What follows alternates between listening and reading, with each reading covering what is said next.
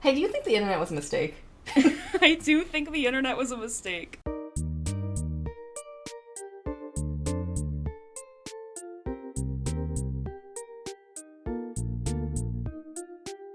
Welcome to Wow True, the podcast of your wildest memes.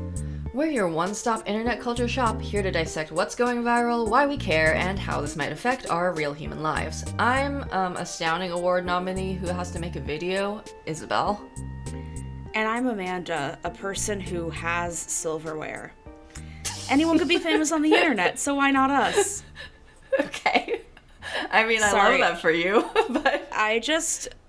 Okay, I'm distressed.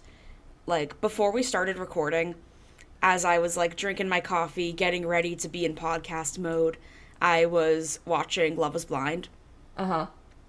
A noted show with labor issues that I still watch. This one guy just doesn't have silverware. Like, at all? Okay, not even, one spoon, fork, and knife. And when I say silverware, I'm also encompassing, plates and bowls. Oh, that's all of it. This guy is engaged, and they go to the girl's house, and she, owns a house. She's renovating it. She's, dealing with that. She's, very, on her shit. She's, asking him about, Roth IRAs and whatever. And they go to his house, and she opens his cabinet and is like, you don't have, plates? And he's like, what do you mean? And there's just, a bunch of red Solo cups and plastic plates. Okay, yeah, that was my second question, was, does he have at least disposable... all I'm saying is that there's a very big difference between guy who has no plates at all, including, plastic plate, and guy who has at least plastic plate. The latter is not a lot better, but the second, having nothing speaks to some sort of unhinged mind. You know what I mean? It's are you human? Are you an alien in a meat suit? Guy eating pasta with his hands out of the pot. Yeah, exactly. Guy who is just slurping his spaghetti straight from the pot. But he only uses paper and plastic things. That's such a boy apartment. What's the our male living space? Very our male living space core. He also had, Hobby Lobby stuff, a thing that says kitchen in funky letters. One of my friends has a plastic picnic table for his desk, and he's had it for 2 years, and it's been driving me insane. I'm not gonna say which friend, but he's probably listening to this right now, and he's like, Isabel, you motherfucker. It's just, the bar is so low, and yet people can't meet it. The having no plates is a lot. I mean, honestly, okay. I literally I just want men to, have plates. A basic ability to take care of themselves. Go to IKEA. You can get a set of, 6 plates, 6 bowls, and 6 smaller plates for, $20. No, but you know that, his thought process was basically, this is a later problem, and also it's very convenient to simply throw these out. And this is probably not a guy who's cooking at all, so this is something he definitely never thought about until a girl saw it and was like, yo, that's weird. And now he's like, oh, fuck. Now she thinks I'm weird. And she's right. That's a weird thing. That's a weird thing to be doing. And then he was, trying to defend himself, if you came over and we were having, the best first date ever, and then I serve you food on paper plates, is that a deal breaker? And she was like... that is. Yeah, no. I think it is. It's just, the bar is so low. I'm not asking for people to be able to cook, a 7-course gourmet meal. I literally just want men to have, basic ability to take care of themselves without a woman being like, hey, did you do the dishes? You know, I think the thing is that, the having no plates thing is a deal breaker, not because of the no plates, but it speaks to a level of lack of planning in your life that has just gone for too long, which speaks to something about yourself. Also, if you can't take care of yourself, how are you going to take care of your partner? Yeah, it's go buy some plates. I think if you... Hi, this is Wow True. We're a dating and advice podcast. It's not that hard. I'm just losing my mind, but this does bring us into the topic of girl math and boy math. Yes. Okay, so girl math and boy math, for those of you who are not on TikTok and Twitter, are kind of the new memes that... Okay, I have a lot of mixed feelings about girl math and also about boy math. Here's the objective sequence of events, which is that girl math is a meme that happened on TikTok that got ported over to Twitter. And my understanding, sort of after reading/watching a lot of girl math videos, is that girl math is sort of about buying yourself a little treat and not knowing how money works. Whereas this has spawned boy math, which is boy math is sort of about like losing your company because you made a bad deal. Yeah.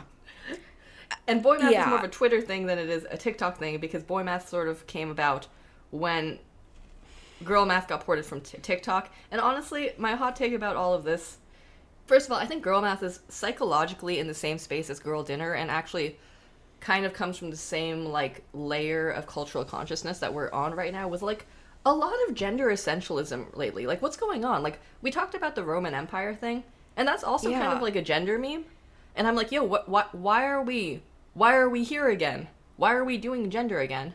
But we're just really doing gender. Thanks, Judith Butler. Yeah, we're really doing gender. And also, like, I feel like the girl math thing is kind of psychologically in the same, like, I'm so silly, I'm not taking care of myself, but I'm doing something funny, thing that girl dinner is sometimes in. And I'm just kind of like, so, like, I thought it was funny at first, but I'm also like, buddy, what are we doing here? Anyway. Yeah. What are your thoughts? So this is fresh in my mind because, as of, like, I have been back in my apartment for less than, like, actually, no, more than 12 hours. Less than, like, 16 hours, because I was at Vidcon Baltimore, a thing that exists. They have a Vidcon Baltimore now. I don't know what to tell you. It's in Baltimore. Thanks, I never would have guessed. And there was someone, like... So, first off, I promise I'm getting back to girl math. It was weird because the first 2 days of it were all, like, industry events, which I love, because I'm like, there was no one there. It was great. Like, I was just vibing. And then the weekend days were, like, the community stuff where you have people cosplaying as Hatsune Miku. As soon as I saw someone cosplaying as Hatsune Miku, I was like, all right, I can go home now. I did it. I like that Hatsune Miku is a cosplay you could be doing in, like, 2013 and 2023, and people would have the exact same response. Oh, yeah, no, it's just like, that's Miku. Cool, nice, I got it. But there was this, like, weird marketing presentation where they were just... It was like, I felt like a lot of the presentations on the industry side of VidCon, like, I was like, yeah, we're all in the industry. Let's, like, talk about the industry with capital T, capital I. But then some of it was people trying to, like, convince brands that influencer marketing is actually useful.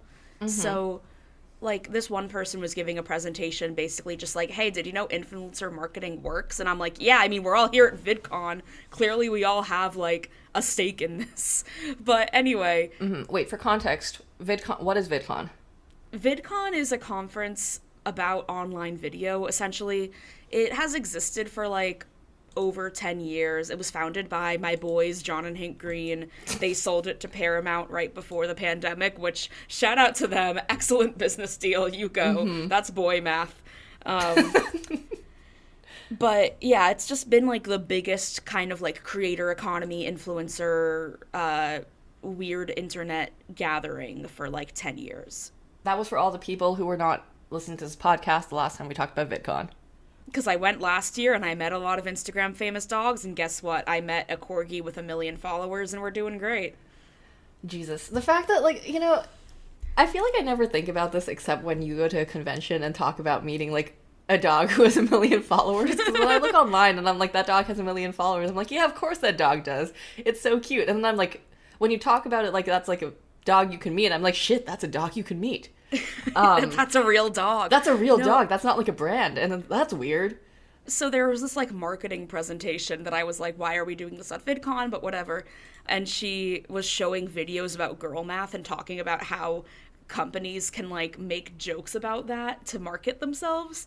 But, so girl math is fresh in my mind. And so an example of girl math is, like... Girl math is when you buy, like, concert tickets a year in advance. So they're essentially free when you go see the concert. Yeah, or, like, if you buy something and then you return it, you're making money. Like, it's not a net zero because you bought it and returned it. It's, like, a net gain. And if you buy something and you wear it enough times, essentially the cost per wear is like 10 cents. So I always thought of girl math before this iteration of the meme as like when you're doing the math of, I want to wash my hair twice this week. I know I'm going to be exercising like 3 times.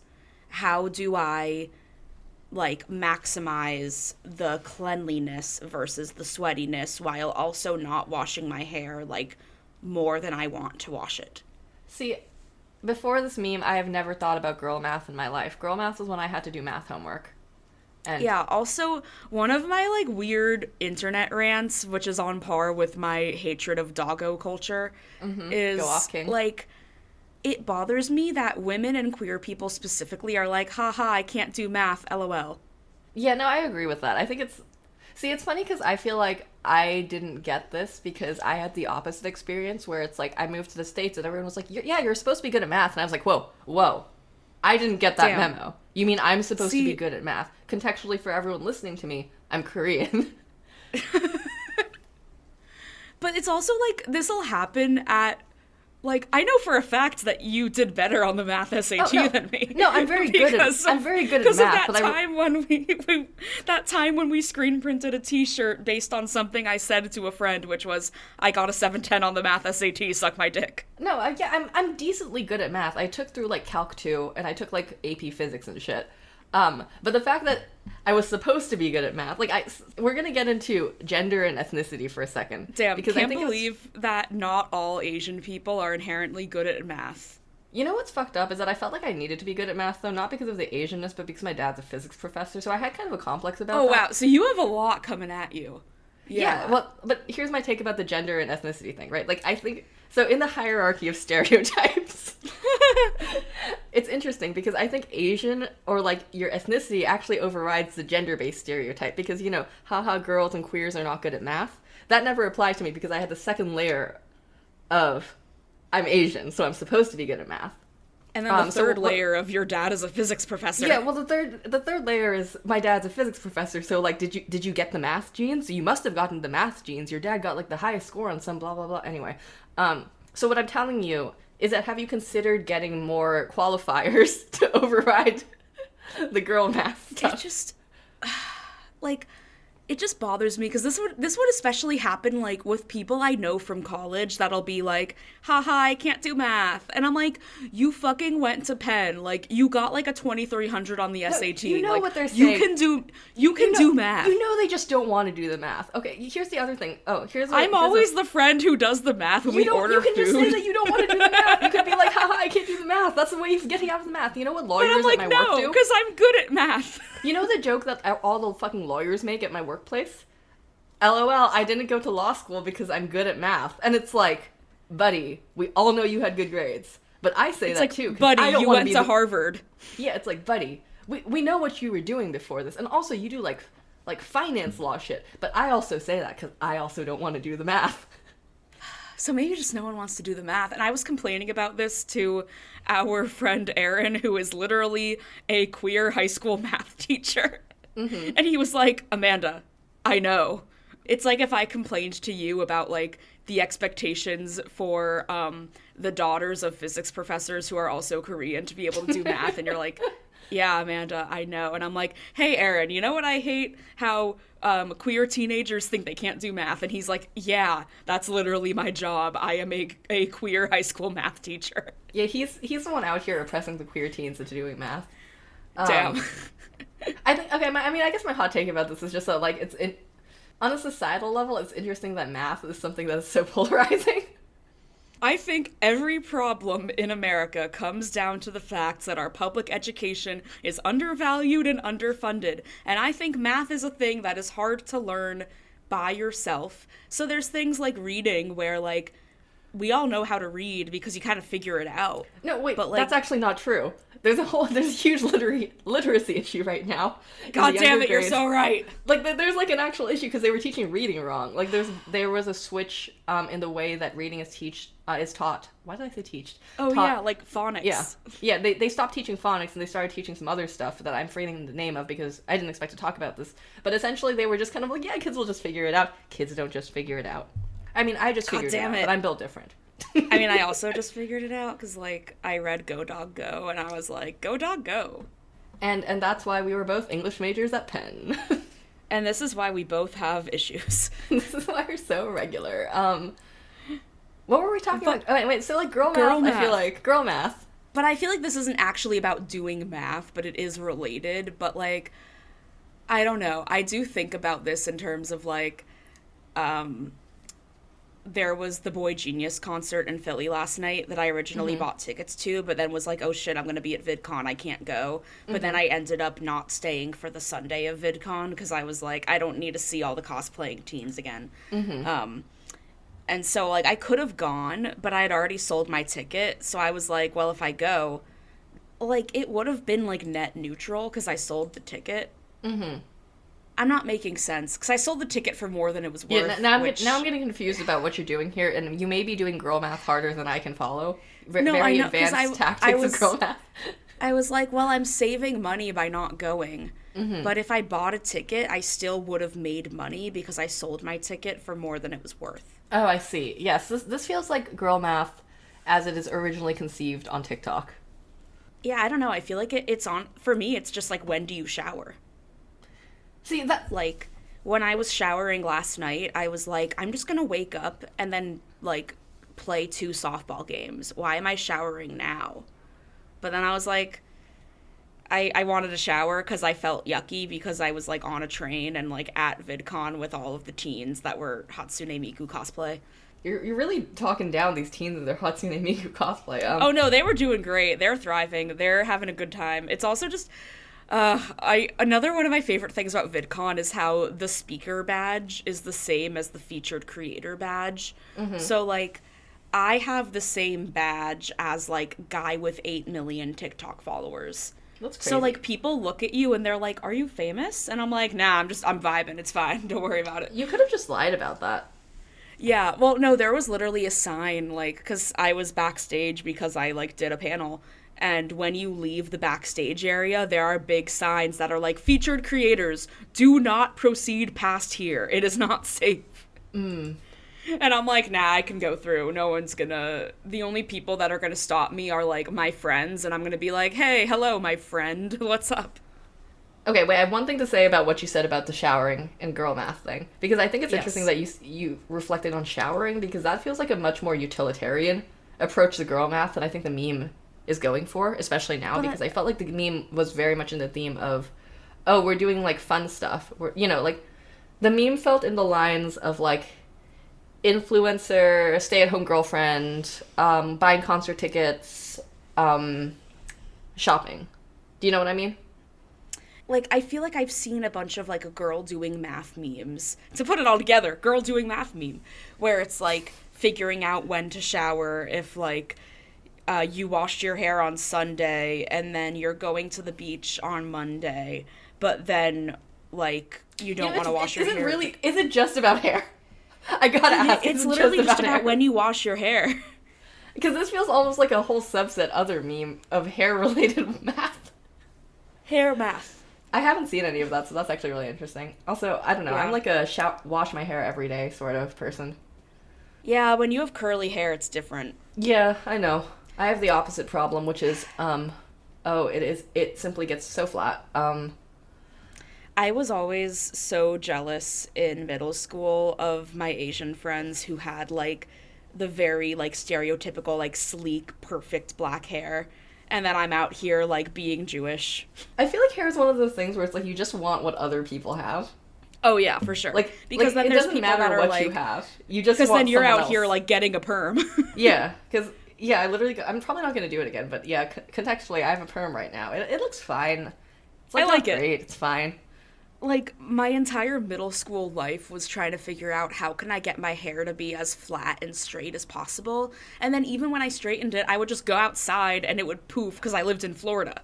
Yeah, you were really fighting a losing battle with the Florida humidity, not gonna lie. Yeah, you know when you're Jewish and in middle school and live in Florida? Damn, 2 out of the 3 things here, hell on earth. Yeah. Okay, tell me more about VidCon though, because I feel like we're talking a lot about memes and not a lot about reality, and of course, you know, what's more real than a convention about influencers? Oh yeah, VidCon's just a shit show, but like in a good way. Wait, okay, also, unpack that a little. What does that mean? well, first, I want to shout out my boy Ryan from Jelly Smack. See, I don't know what that means. He's just like this PR person for a company that I write about sometimes, but I always see him at conferences, and then I'm just like, you're my best friend for the weekend. You're my rock. I love Ryan from Jelly Smack. Okay, wait, tell me more about Ryan from Jelly Smack. I didn't know about this guy. Oh yeah, he's just cool? a guy. Yeah, he's just a guy. He listens to the podcast. How does he... What? But it's just like, I always just think conventions are funny because there's people that like you don't really talk to all the time in like normal people life, but then you see them at a conference and it's like, you're my best friend right now. There is no one I trust more on the planet right now than Ryan from Jelly Smack. I guess I don't go to enough conferences because I don't know what you're talking about, but I'm fascinated by this dynamic. I don't know, like you have like your conference friends. And then because you're, like, in this weird situation where there's, like, a bunch of people that, like, you kind of know but don't really know, and it's hard to, like, talk to them, yeah, like, it's easier when you move in a pack. Mm-hmm. No, it's like freshmen on the first, like, 2 weeks of school. Oh, yeah, for sure, except you're at VidCon. Right, which is, you know, emotionally equivalent. Yeah, shout out to my boy Ryan from Jelly Smack. Okay, so you saw Ryan from Jelly Smack. I did see Ryan from Jelly Smack. It was great. Any other highlights? Any news from the influencer front? The answer can be no. That's fine. Well, when I ran into Ryan from Jelly Smack, we were at this like influencer leadership summit that was happening. That's a lot of words. That's just in a That's an influencer leadership summit. Hey, what the fuck does that mean? There was just, like, panels about, like, collective power, and it was, like, I don't know, there's a lot of discourse about whether creators should, like, start a union or a union-like thing. Mm-hmm. But it's really hard to do that because everything is so massively decentralized. Mm-hmm. So there were some panels of people talking about, like, grievances of, like a grievance being like, hey, you know what sucks? If you get banned from Instagram, no one's there to help you. Like, no one at Instagram is like, there's no one who has the job of helping influencers if they get wrongfully banned. And then, like, you lose your whole, like, all your money. Mm-hmm. Like, there are startups that I've written about whose whole thing is that they will give insurance so that if you get banned, like, wrongfully, then you get, like, a payout each day that you can't post. But, so just, like, stuff like that, but, so at the table next to us, there was, by us, I mean me and my boy Ryan from Jelly Smack. Right, of course. At the table next to us was just, like, this guy with a corgi on his lap. Very well-behaved corgi. This was like a 3-hour seminar. Mm-hmm. And this corgi was just chilling. And then I'm also back-channeling and texting the, like, internet girlies who are at VidCon Baltimore group chat, which is just, you know, it's a group chat. Is Ryan from Jelly Smack in it? No. He should be, though. He should be. But so, it's just, like, the journalists that I'm friends with who were at VidCon, and I was like, OMG, I love this corgi just chillin', and then this other person is like, you know that corgi has 1 million followers, right? And I was like, fuck. And then she sends me the Instagram, and this corgi is just, like, super famous. Hey, do you think the internet was a mistake? I do think the internet was a mistake.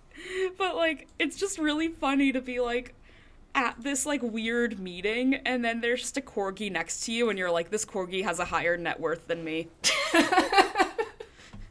This corgi is making significantly more money than I will ever make. And she's just asleep right now. God, what, man. This was Maxine the corgi, by the way, and her Instagram is Mad Max Fluffy Road. Yo, this corgi really does have 1 million followers. Shit, this corgi lives in New York. I might have seen this corgi before. You can get a branded backpack for this corgi? Oh yeah, the dog was wearing the backpack, and the dog seemed pretty comfortable. Yo, this actually looks like okay. So this is a lot. There's a lot happening here. The brand name for this backpack looks Oh incredibly shit! Oh internet. shit! Oh shit! The dog is wearing a kippa, and what? There's Hey, a thing the that dog's says Jewish. when you let your Jewish grandfather babysit your dog, and then the dog is wearing a tallis and a kippa, which is like the scarf, the Jewish scarf and the Jewish hat, for those of you listening. Wait, my hot take about most of these posts though is that it's incredibly millennial. What's more millennial than a dog on Instagram with 1 million followers? I'm Yeah, sorry. yeah, okay, yeah. That went without saying. You're right. I also, oh god, I just feel like the theme of VidCon that's always very funny to me is like being super, super adjacent to like massive fame and wealth and just not being part of it, which I personally find to be hilarious because that's just my job. Like, okay, here's the joke that I made both in a TikTok and on stage at VidCon. So I was on a panel with a bunch of like TikTok famous musicians. It was Kyle Exum, Shia Dani, Brooklyn Queen, and Kieran and Nevi, which, if you don't know who those people are, that's fine, but just know that they, everybody on the stage had a combined following of 23 million. But what's funny about that is, out of that 23 million, I'm contributing 200. Nice. You're doing So I your made part. that joke. Yeah, I made that joke on stage where I was like, we have a great panel here today. All of us combined have 23 million followers, and that's extra impressive when you consider I'm only contributing 200. And then people laughed, and I was like, oh, thank God. Yeah, God. It's always a risk opening a panel or whatever with a joke because it's like, oh God, what if I'm not funny? Oh my God. This girl, Brooklyn Queen, she is a rapper. Her name is Brooklyn Queen, but she's from Detroit. It's confusing. Good for her. So, first off, her mom is her manager. So her mom was just there. Her momager. And her mom seemed like super chill. Like, shout out to Brooklyn Queen's mom. I don't know what I would do if my kid was like an influencer. I'd be like, this is a lot. But okay, one thing I wanted to say about this is that like every single person that you've mentioned, and also the dog, I don't fucking know who they are, and they have so many goddamn followers, which I feel like really speaks to A, either my complete disassociation with the pop culture, or B, the complete fragmentation of the pop culture. Anyway, that's all I had to say. Yeah, the only people I knew on the panel before this were Kieran and Nevi, who they're these like Indian twins, and they are just really, really, really good at singing. And they just sing. And they're really good. Yeah, sure.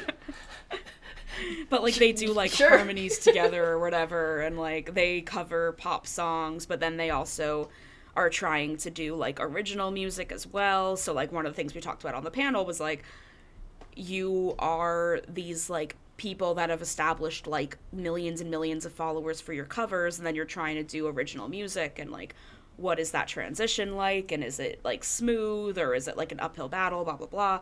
But they're cool. But the thing about Brooklyn Queen is she's like 18, or I mean, I think she's older than that now, but she's been doing social media since she was 8.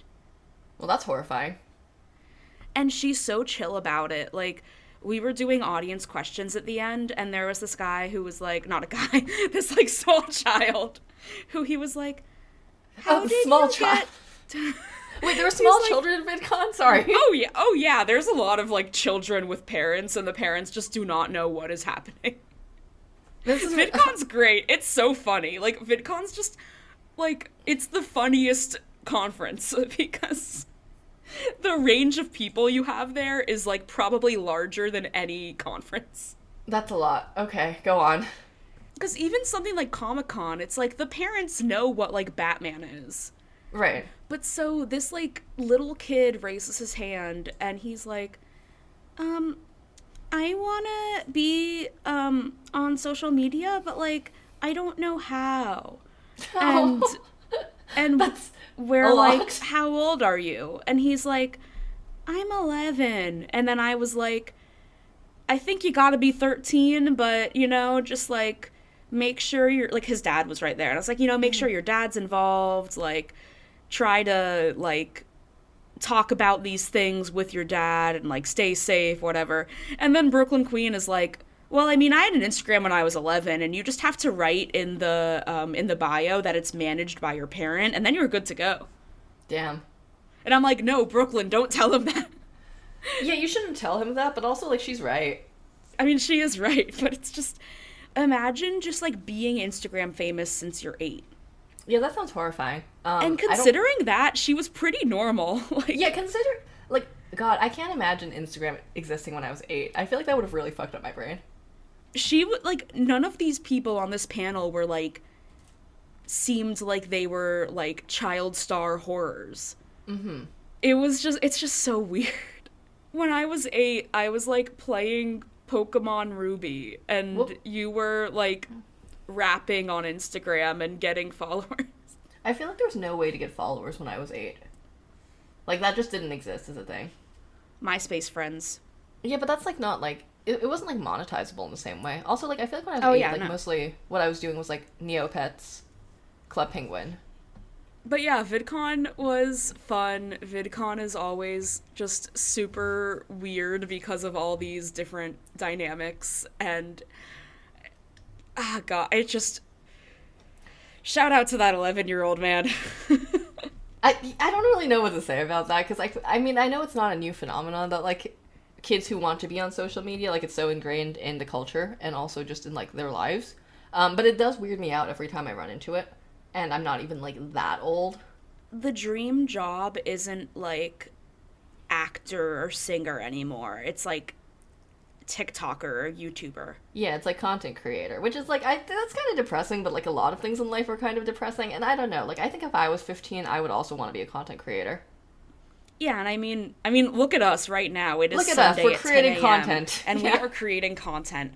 But even my girl Brooklyn, she was saying that she makes most of her money like as an influencer, and then that is what funds her music. And that if she was just doing music, she wouldn't be able to do what she's doing. Yeah, and I think that is true of musicians generally. Yeah, which speaks a lot to like funding. I mean, the funding in the arts is like fucked up. It's hard to make a living from your creative shit. Speaking of which, WGA strike is over. Woo! So the Writers Guild strike, which we've been talking about like on and off, I feel like for the past couple of months, is now done. And it's done because they came to an agreement with the, I think it's like, do they just call it the Producers Guild? I think they just call it the Producers Guild. It's probably something... AMPTP. Yeah. It's just the studios. It's just the studios. It's the big studios and it's the streamers. And essentially what happened here is that the Writers Guild won, which is like, you know, woo! Very foolish of the studios to believe that they could outlast a bunch of writers in a contest of who can make less money.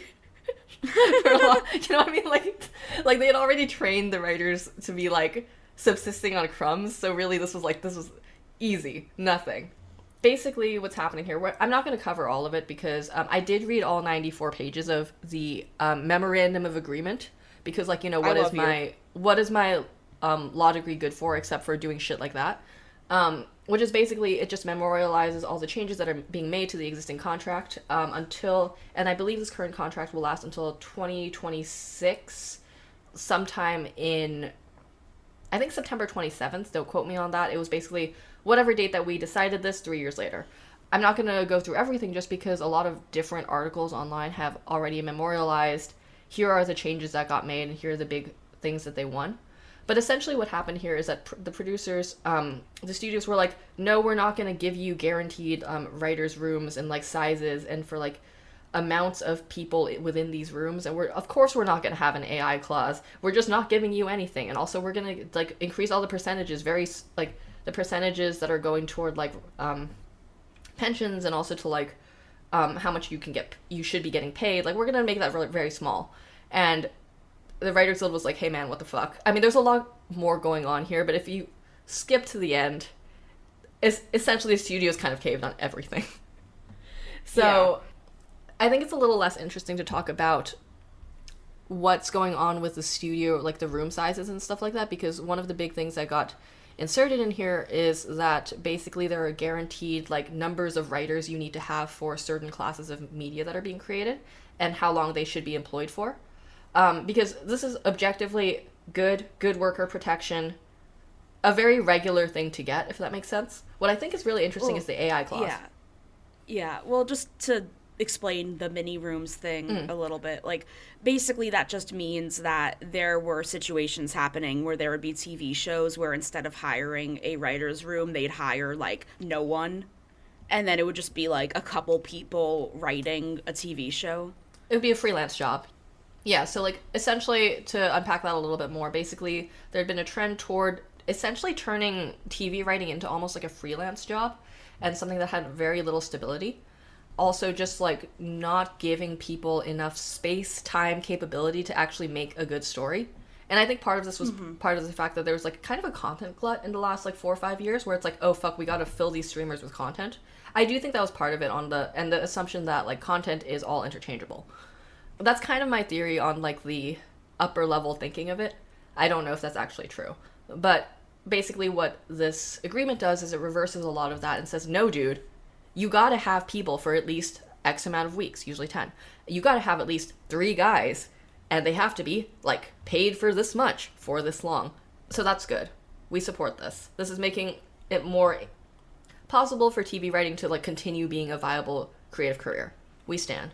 Love to watch TV that's written by trained, good writers. And, I mean, other things that I think were interesting in here before we go to talk about the AI stuff, because I think that's the most interesting part, because this is sort of, like, the biggest, like, worker protection AI situation among the creative classes, if that makes sense. Like, I don't know if that's the best way to describe it, but essentially this is one of the first times that people are like, hey, dude, we don't want AI in our work, or we need some guidelines about how AI is being used for creative shit, because this is, like, one of the only, like, writers guilds out there.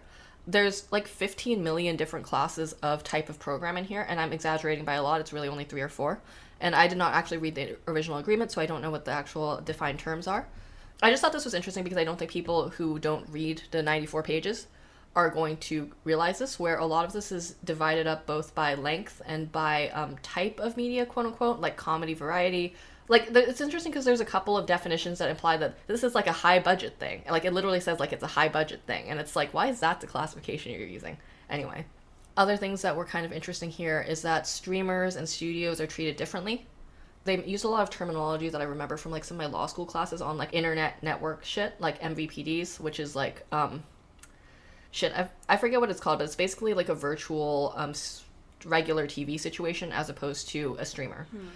Which is a class that really means nothing to the consumer, but it matters a lot to the people who are, to the technology backend. So there was a little more tech in there than I was expecting to see, and the only reason I recognized that was because I had taken some classes on it. Damn, can't believe Isabel went to law school. It's fucked up, right? I mean, honestly, I can't believe I did it either. My last thing about VidCon was that there was a lawyer on a panel who said this is not legal advice, and I was like, yeah, say the line. You know it's not my line, right? Like, that's just, like, the line. No, I know, line. It's just, I know it is, but it's like, you know the meme of, like, Bart Simpson where it's like, say the line, and it's like, this is not legal. Right, and speaking of which, none of this is legal advice. Woo! But, okay, what, shit, I lost my train of thought. I'm so sorry. It's okay, I'll find it eventually. I wrote about this also, and it seemed like what they got was basically just like, the studio can't tell you to adapt something that was written by an AI, or they can't tell you must use the AI. So here's the interesting thing here, is that basically what they're doing is that they're creating a class of person, like, there's a class of person who is a writer who is covered under this, and their stuff is, like, written product. And then the way that they're defining AI in here is that AI is essentially, AI cannot be a writer. Therefore, any of the product that AI creates to give to the human writer is not considered product that they are adapting. It is considered, this doesn't exist, essentially, for the purposes of, like, determining compensation. So it's not like we're paying you to adapt this. It's, we're paying you to do a completely new thing if we give you the AI. Which is, I think, to basically which is, I think, an interesting workaround, if that makes sense, because it's not that you cannot use AI work. It is, AI work is essentially classed as starting from 0. Which means that if we give you AI work, we are paying you as if you were starting from zero.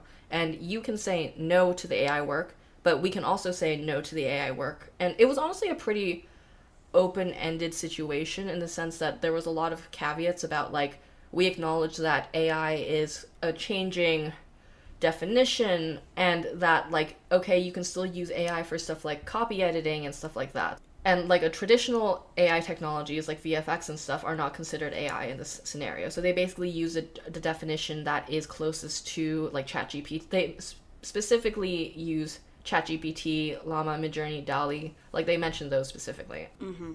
But essentially, it's basically, quote-unquote, what is considered literary material. AI writing is not considered literary material. And what I think is interesting about this is that it kind of offers a step, a way forward for other agreements. If they want to model it on here, the language already exists. Yeah, related and I to think that, that's really important. Oh, the other thing I wanted to mention is that basically the AI portion of this contract is the only new portion of the contract that they're inserting. This was not anything that was on their radar 3 years ago when the last contract existed.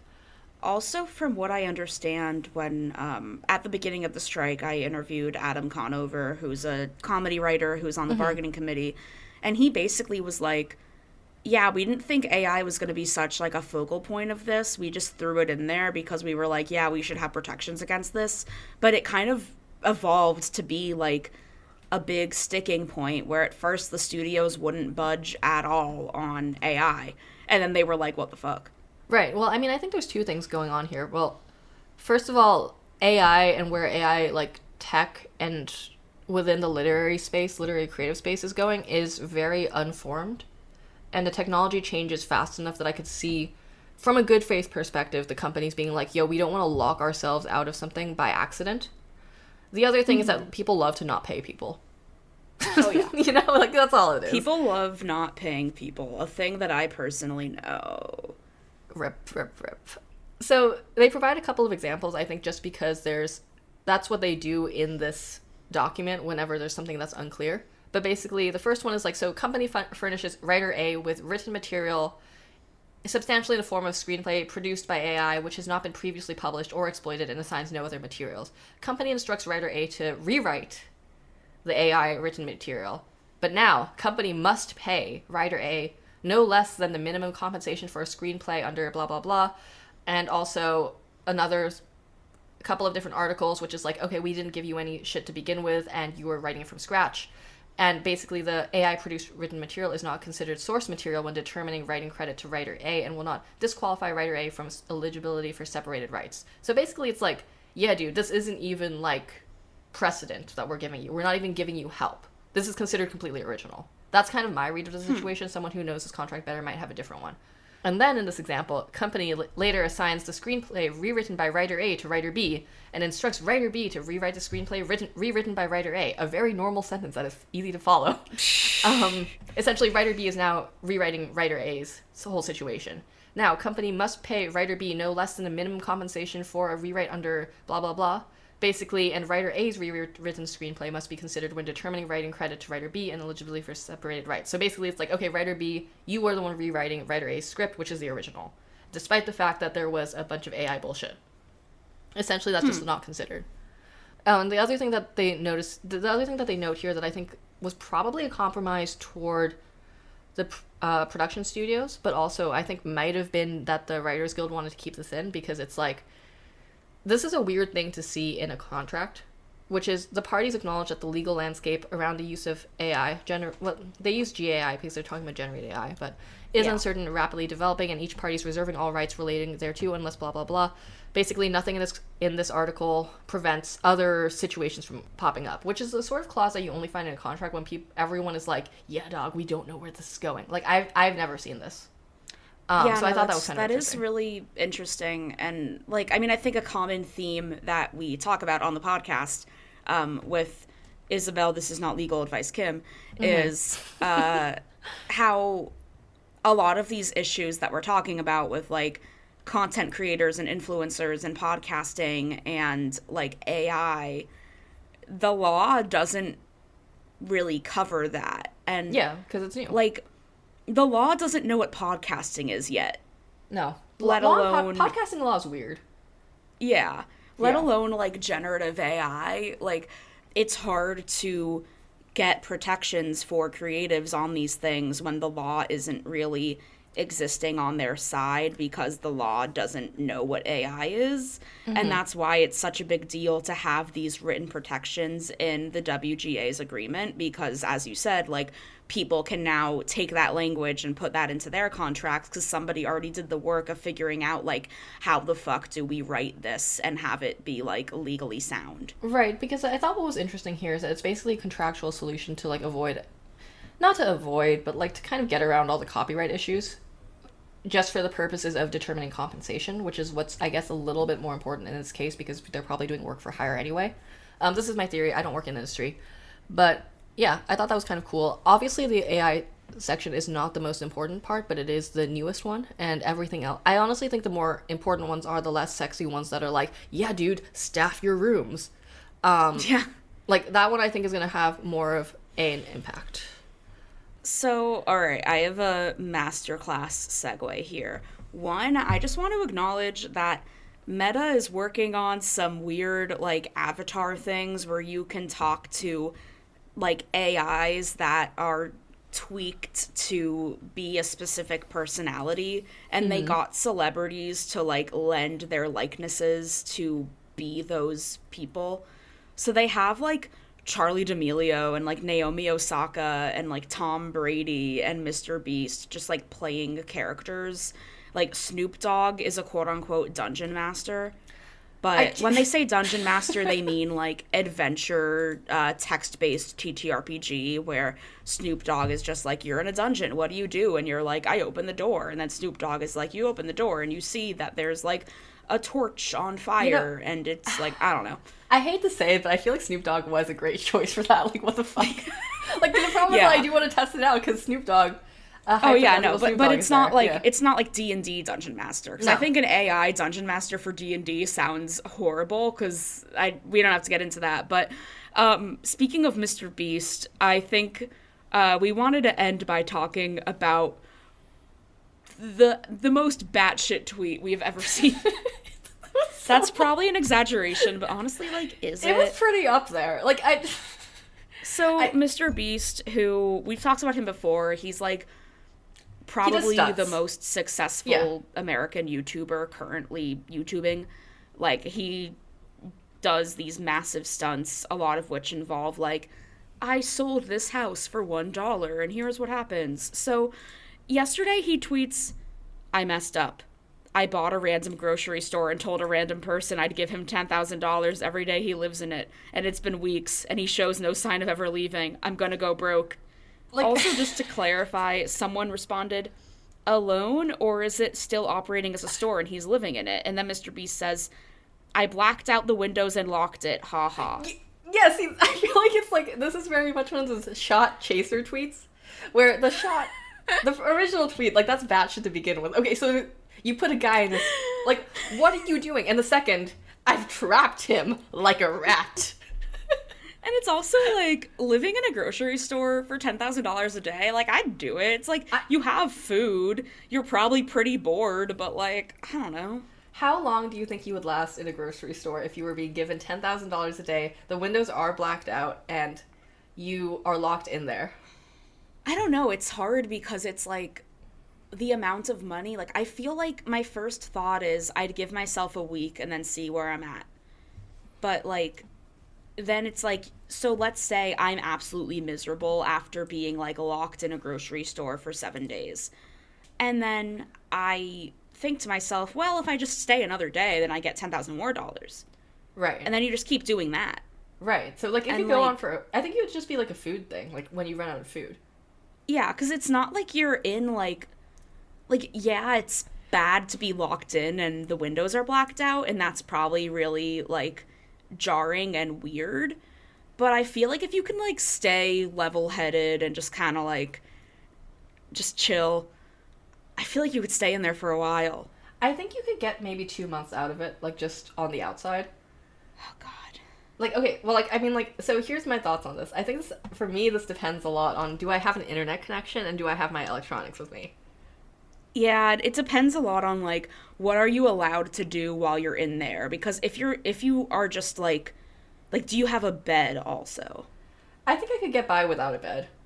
I think you could make a bed I out think you of could make like a bed out of like toilet paper, right? Like you can like create like sort of a yeah, that's a good idea. Yeah, you could make a toilet paper bed. Like I think you could do like a sort of like a towel toilet paper bed situation. Is like this one of those grocery stores that also sells like bed sheets? Like I've seen bed sheets at grocery stores before. Ooh, you could get some real like maybe they even have blankets. There might be like you know what I would do? I would get really like I would just do a bunch of craft projects. Yo, they probably have a craft aisle. I would be doing like macaroni pictures. I feel like I would.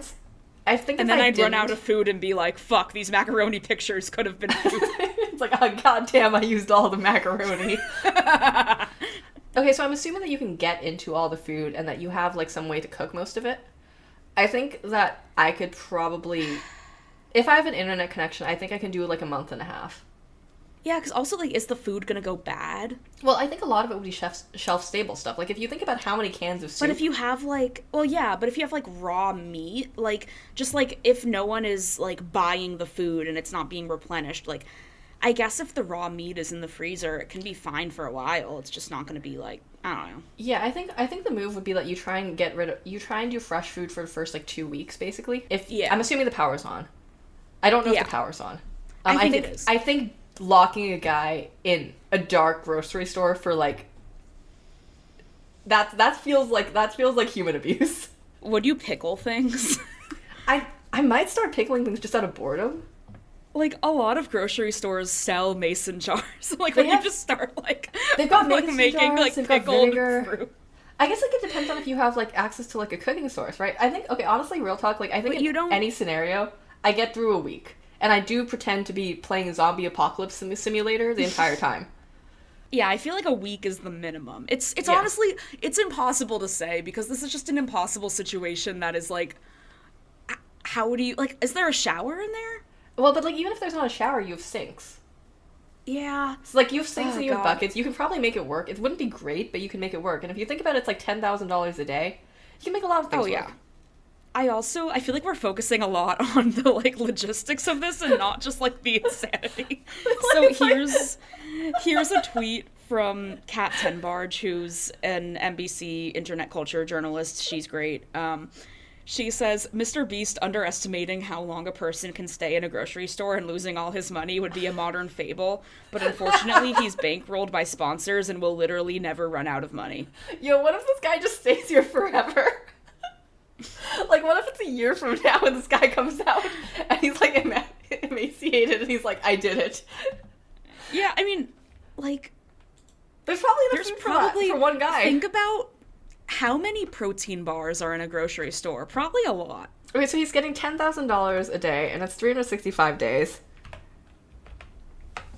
Yo, he could make a lot. He could make $3 million. $3.5 million. I'm just saying, he could make $3.5 million. I want there to be, like, a camera in the store, and we can just, like, see what the guy's doing. You know, like, there is. You know there's a video coming. Oh, well, no, yeah, but I wish there was, like, a live video. Like, Big Brother. Okay, honestly, that feels more sociopathic if he had done that. I just personally am like, who is this guy? What's he doing? Like, can we get him on the podcast? Honestly, he might. Should we ask when we find out who it is? We don't know who the guy is. But we don't know how long he's going to be in there. He's going to be in there for so long. Well, I mean, okay, so, like, how long has it been again? I forget the exact number. It's been weeks and he shows no signs of ever leaving. Okay, so let's say that's been, It's been weeks. So I think that's, like, 3 weeks, because I think he would have said, like, a month if it was more than 4. Also, he had to, like, buy the grocery store. Like, that's, like, how much does it cost to buy a grocery store? Dude, I don't know, man. Or maybe he, like, rented the grocery store and is, like, paying... Is it, like, a fully stocked grocery store? We don't have enough information here. Also, just what an insane thing to tweet. And it's just like, man. Like, I feel like normal people are tweeting, like, shit, I invested $100 into Bitcoin and now it's, like, $5. And he's like, ah, shit, I bought a grocery store and told a guy that every day he spent there, he'd get $10,000, and he's just, like, chilling and, like, not leaving, and, like, I'm gonna spend so much money on this. Wait, you know what this feels like? I just realized what this reminded me of. You know in, like, Sims, when people make, like, weird little challenges for other people to do? This feels like a Sims challenge, like something you would do to a fictional man in a swimming pool when you take out the ladder. Emotionally equivalent. The emotional ladder. Alright, well, I have to go play softball, so on that note... On that note, I'm not trapped in a grocery store. On that note, I did start off this podcast by saying to Isabel, heading down to the dungeon now, and then Isabel was like, that sounds so, like, menacing. Yeah, like... I am in the dungeon. Well, but at least you're not trapped there. And on that note... If you like this episode, tell a friend. Word of mouth is how we grow. Thank you to all of our patrons, and shout out specifically to Zoe, Bray, Andromeda, Thea, Brian, Gabriel, Lada, Matt, Max, my sugar daddy Sam, and Aaron's husband. If you want your name in the above or in our Twitter header, slide right into our Patreon at patreon.com/wowoftrue. Shout out to audio editors Allison Mills and David Newtown, graphic designer and Canva Warlock Eric Silver, who made our logo, Sam Reiser, who made our podcast music, and Tessa Farah, who is transcribing our episodes. You can find us on Twitter as @wowofTruePod, and Instagram and Facebook as @wowoftrue. Should we get a Blue Sky account? We should probably get a Blue Sky account. Oh yeah, I guess we both are drowning in invites. Yeah, if you sign up for the Patreon at any level and DM us, we'll give you a Blue Sky invite. Yeah, literally. While supplies last. Yeah, I mean, we both have so many. So is that legal? Patreon. Yeah. Had your 15 seconds of internet fame, slide right into our Twitter DMs and tell us about it. And until next time, let's get weird on the internet.